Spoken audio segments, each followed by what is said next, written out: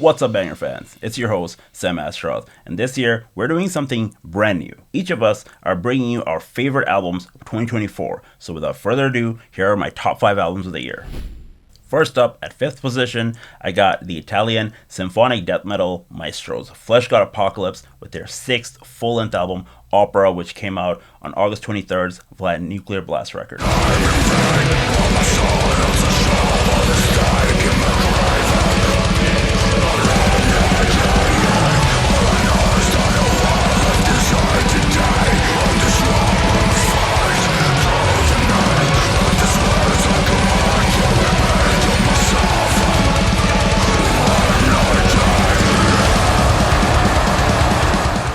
That was the band's signature sounding Blood Clock. Fleshgod are always pushing the boundaries with their songwriting with each album, and this one is no different. This album brings Veronica to the forefront on lead vocals for the first time. Longtime member Paolo Rossi stepping down from the band to focus on personal life. There were some big shoes to fill to complement the lead vocals of Francesco Pauli's brutal growls, and I believe Veronica did a great job showcasing the full capabilities of her vocal range.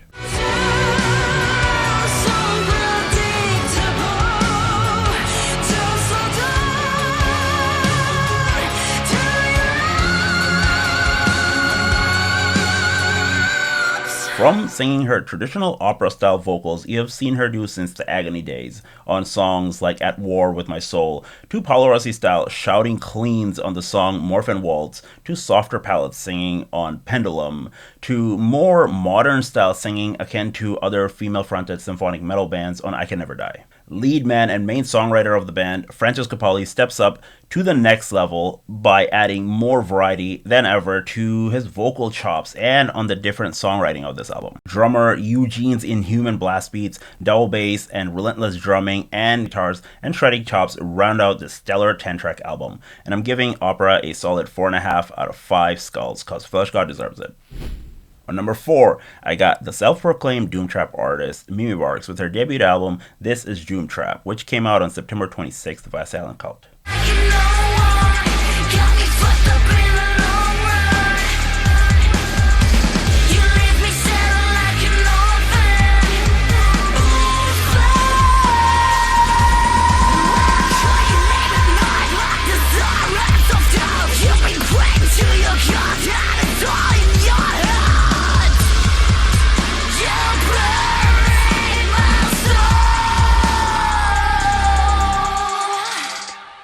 Mimi Barks really drives the message of her doom trap banding home with his 13-track debut album, with songs about personal struggles, living through abusive doom and gloom eras of life to not only surviving but also thriving through it all. I first saw Mimi Barks live in UK touring with Combi Christ, and she caught my attention for her strong personal branding, being an independent artist, not really having the biggest numbers on Spotify or having an insane amount of views on YouTube, but still putting in all her efforts to make the necessary connections to get on the cover of Misfits 2.0 on Spotify, being on the cover of Metal Hammer UK magazine, going on notable tours, and just improving as an artist overall. Throughout the 13 tracks, Mimi Barks mixes all the influences that make up the combined sound of what she calls doom trap, going from her trap metal influences on songs like FSU, Mirzazapine, to depressive dark rap vibes on House Full of Fakes and Faded, to emotional industrial singing on Disgusted and Insomniac. Also has 2 exceptional features, one being Raven Gray from LA for the song Worm Girl, and the other one being Yeti Bones from Horror on the song Montana.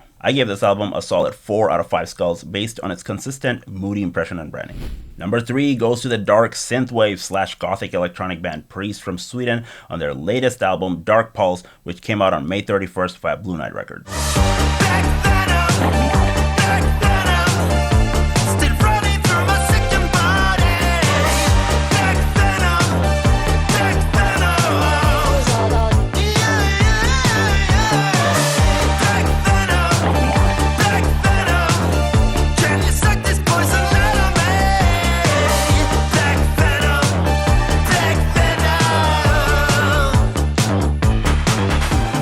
Mixing featuring various influences from synthwave to cold wave, 80s gothic, 90s industrial, with hints of even 2000s agritech, and at times the album kind of sounds like a backing track for an old school 2D video game. The album was backed by a really successful crowdfunding campaign where they raised over $50,000 directly from their fans. The vocalist Mercury has a powerful, at times sarcastic, at times uncanny, and overall very creatively diverse voice, and most notably, hilariously epic dance moves. You gotta check him out live. Dark Pulse is a 10-track, solid, front-to-back, energetic, uplifting, and overall fun album with many standout and memorable moments. I recommend you to check out my favorite tracks, Dungeon Dance and Enter Your Body. I'm giving this album a solid 4 out of 5 skulls for its sense of quirky creativity.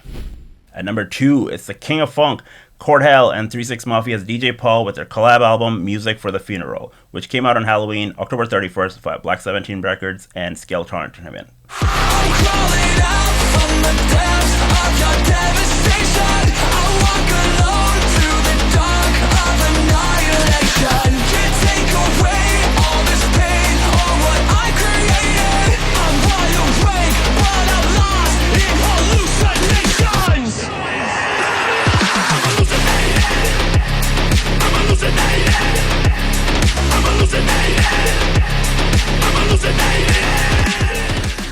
That was the song Hallucinations featuring Chris Motionless from Motionless in White with a hard-hitting beat, infectious chorus, and heavy industrial vibes. The album primarily mixes Kordhell's multi-layer funk music with DJ Paul's old-school Memphis-style rap, along with some insane features, giving the album an all-out fantastic variety of cross-genre and a plethora of different vibes. Mixing everything from big funk greats like Sad Friend on the song No Smiles in the Club, and Sempra on And That's How the Story Goes, to bringing in classic OG underground style rap like Crazy Bone from Bone Thugs and Harmony on the song Night, to club bangers like I Got My Money Right with Stitches, to bringing in country style rap with Yellow Wolf on Championship Ring, to the trap metal giants Scarlord or Getting Buck in Hell. Music for the Funeral is probably the best produced album out of the 5 that I picked, featuring 16 songs in total, 90% of which are literal bangers and are written like perfect songs from start to finish. I gotta give this album a perfect 5 out of 5 skulls for just being so fucking well written. Finally, the number 1 spot goes to my personal favorite artist at the moment, the hypnotic, trippy as fuck dancing silhouette from the vast lands of Vegas. It's Witchz.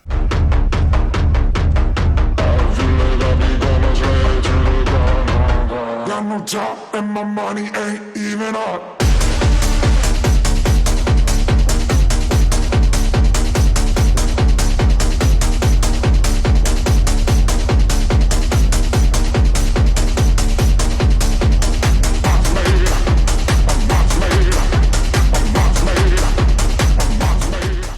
That was my favorite song, The Algorithm, off of Witch's latest album, Life, which came out on September 27th via Lionzden. Witchz is a really unique artist who I've personally been extremely inspired by, especially this year. I first found out about him through him spamming me on my timeline on TikTok with his breakout song, The Magic. What really blew me away this year is that Witchz is pretty much an independent solo artist, producing all his music all by himself, experimenting with mixing a variety of genres, primarily drawing influences from funk to dark rave to gothic, industrial to EBM and so on.